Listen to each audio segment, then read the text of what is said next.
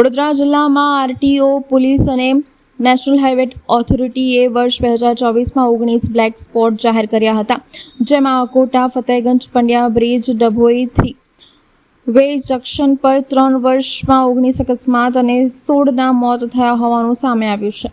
Vadodara RTO કચેરીના અધિકારીઓ દ્વારા વિવિધ બ્લેક સ્પોટ ખાતે મુલાકાત લઈ શહેર જિલ્લામાં વર્ષ 2024ના 19 બ્લેક સ્પોટ્સ જાહેર કરવામાં આવ્યા છે. વર્ષ 2022થી લઈને 2024 એટલે કે 3 વર્ષના સમયમાં અકોટા બ્રિજ પર 5 અકસ્માતમાં 7 લોકોના મોત થયા છે, જ્યારે ફતેહગંજ અને પંડ્યા બ્રિજ પર 6 અકસ્માતમાં 3 લોકોના મોત થયા છે.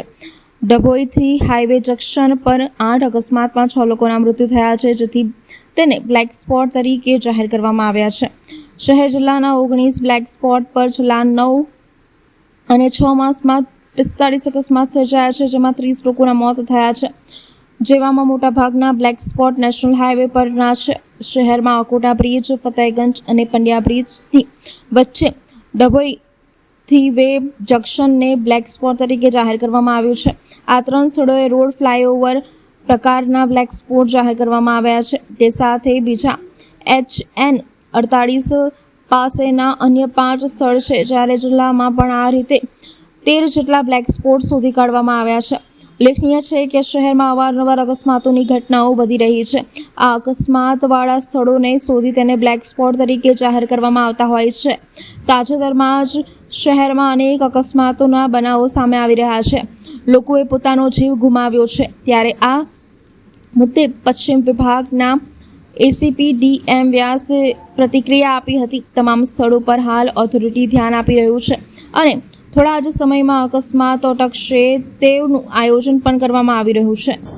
બ્લેક સ્પોટ એ એવી જગ્યા છે કે અમુક 500 મીટરનો વિસ્તાર કે જ્યાં વારંવાર અકસ્માત થતા હોય અને ફેટલ પણ થતા હોય એવી જગ્યાઓ VMC, ટ્રાફિક પોલીસ, NHAI અને તમામ ભેગા થઈ અને સ્પોટની વિઝિટ કરવામાં આવે છે.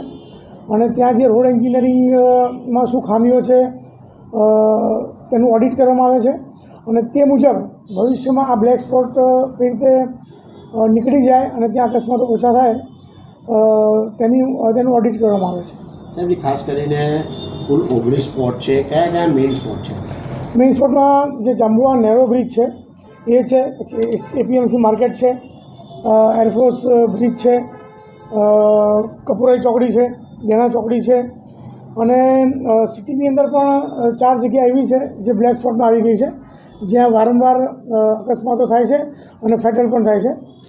એમાં એક જગ્યા છે ડભોઈ 3 રસ્તા અને બીજી છે અકોટા જે સોલાર બ્રિજ છે, અકોટા બ્રિજ, પછી એક રાજવી ટાવર છે અને ફતેહગંજ પંડ્યા બ્રિજની વચ્ચેનો જે ભાગ છે. આ બધા જગ્યાઓએ અકસ્માતો છેલ્લા વર્ષમાં થોડા વધ્યા છે અને ક્યાંક ક્યાંક ફેટલ પણ થયા છે, એટલે એને પણ બ્લેક સ્પોટમાં સમાવેશ કરવામાં આવ્યો છે.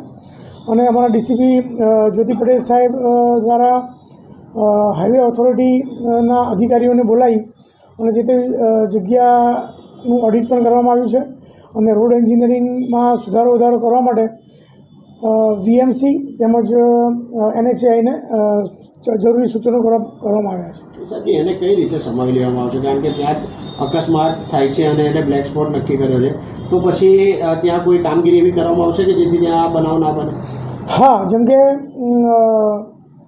ફતેહગંજ અને પંડ્યા બ્રિજની વચ્ચેનો જે રસ્તો છે એ એટલો પહોળો હોવા છતાં ત્યાં એક્સિડન્ટ થાય છે, કારણ કે પંડ્યા બ્રિજથી નીચે આવતો ટ્રાફિક, ઉપરથી આવતો ટ્રાફિક અને ત્યાંથી ફતેહગંજ બ્રિજથી નીચે ST બસ સ્ટેન્ડ તરફ વળે છે એનો ટ્રાફિક, પોલિટેકનિક તરફ આવતો સર્વિસ રોડનો ટ્રાફિક, ઉપરથી આવતો ટ્રાફિક, એ જે મર્જ થાય છે, ભેગો થાય છે, એવી પરિસ્થિતિમાં આ અકસ્માતો થતા હોય છે. એટલે એનું ઓડિટ કરી અને જરૂરી બોલાર્ડ્સ લગાવવા, જરૂરી ડિઝાઇન કરવી, જ્યાં પિચિંગ કરવાનું છે, રોડ સરખા કરવાના છે, જ્યાં પટ્ટા મારવાના છે, એ તમામ જાતની વિગતો VMCને રિપોર્ટ દ્વારા મોકલી આપવાની છે અને એના આધારે એનું જે રોડ ઓડિટ પ્રમાણેનું કાર્યવાહી થશે તો આગામી સમયમાં એના અકસ્માતો ઘટશે એવું મારું માનવું છે.